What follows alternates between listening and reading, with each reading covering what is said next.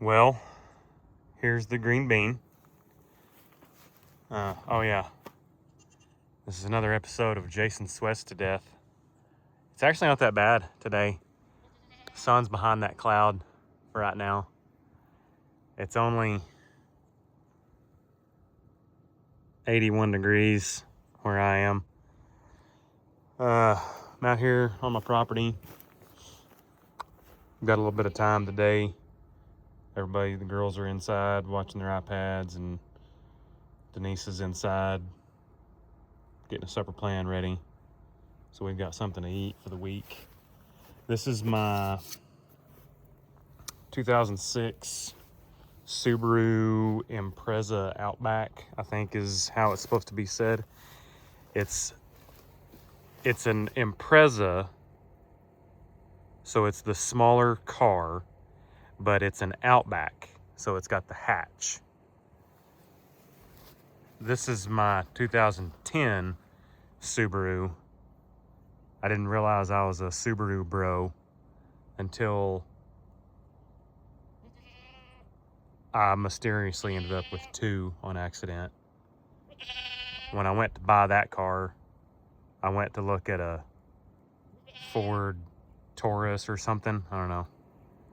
Itty bitty Cocoa Puff, listen to me now. Yeah, I didn't realize I was going to look at a little Ford car to drive back and forth to the data factory, and it was a pile of crap. So he said, I've got that one there, and I said, that's probably out of my price range, and he said, it's only $3,500. And I said, oh, I better drive it. So I took it and I bought it right then. Still hadn't got the title for it yet. But so I bought this one from a guy out at the bomb factory. And I bought it from him for $1,500. And you can see right here, this is a pulley that the cam is driven by, and that tinking that you're hearing there, that's a valve making contact with a piston. So this cam pulley here, it's ribbed. So is that one. This is the crank pulley. There's another cam pulley. This is the EJ25. You can see that there. That comes in this. It's a 4-cylinder. It's called a H4, not an I4 or a V4. It's an H, because the pistons go that away and that away, not that way and that way, or all four in a line going like that. So this one, it's a boxer or a Boxster engine. It goes that way and that way, outwards from each other. That's what makes it an H pattern engine. So the crank pulley would have a heavy rubber belt that runs on it, and it would go and run down below this idler, which is also a tensioner. You can see that guy right there. There's an idler. The belt would go around, comes and goes under that guy, goes straight to that guy, runs around there, and then goes over top of that guy, goes under that guy, then comes back over this guy, runs over here, runs around that guy, and then there's a pulley missing there where the belt would run under, and that way we'd have a lot of contact around there. So anyways, that's the belt broke while the guy was driving, and this being a 2006 model, it's late enough that it is an interference engine. I have heard some people say that you might get lucky if you break a timing belt. Doubt it. if you get lucky by not breaking a timing belt or by not having piston / valve contact, you better go buy a lottery ticket, because it doesn't happen. It can't. This is a manual too, possibly an automatic if the engine stopped immediately and didn't freewheel for any amount of time, then maybe it would not have contact. But this one's a 5-speed. It's in really good shape. That was the purpose of this video, was to kind of give a little walk around. You can see the reflection of cheap Jeep. We call this car the green bean because it's green and it looks like a bean. I'll go get a better view of it. Impreza. It is an Impreza Outback Sport. That's the green bean. That's toothless. That's a pretty cool little car. I like that car. It's a little bit bigger than I really wanted. That's why I like that one so much, because it's a little bitty car.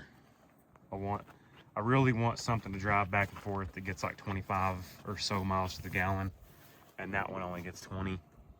But it's a cool little car. The interior's in really nice shape.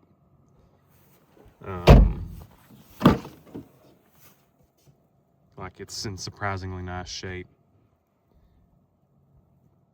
Forgot your car seat, Evan. Not a lot of room in it, but it's a neat little car. I like it. It's all-wheel drive, so that's a neat thing about it. You know, Subarus are known for being all-wheel drive.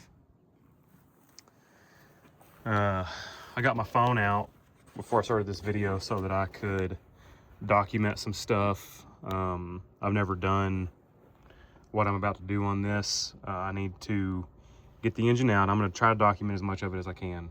I'm going to try to remember to take videos as frequently as possible. I'm probably going to forget a lot of it or get frustrated and not want to have to carry it or hold the phone. Oh yeah, that one has a 6-cylinder. This one is a 4-cylinder.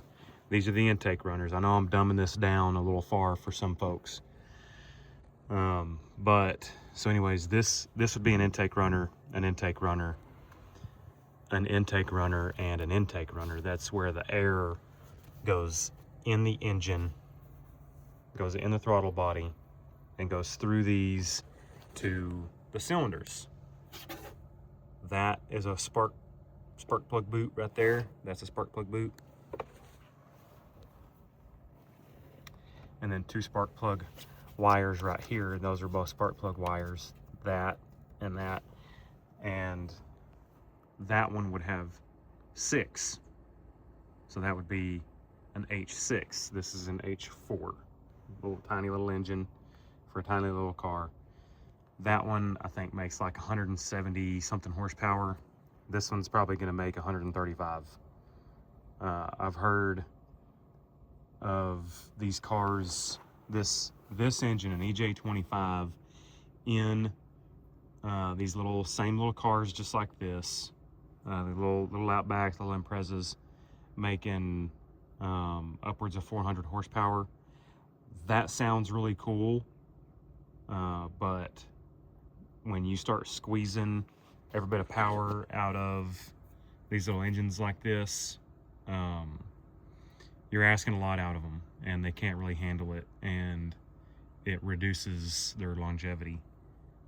So I'm probably not going to do that. If I can get a little bit more power out of it, that would be neat, but I'm not super concerned about it as long as it gets me A to B, you know. Well, I'm gonna sign off on this one. I got some stuff I'm gonna do this afternoon. Tonight it's almost 5 o'clock, though. I better start cooking. But yeah, so this is day 1, hour 0 of the Green Bean Project. That's it.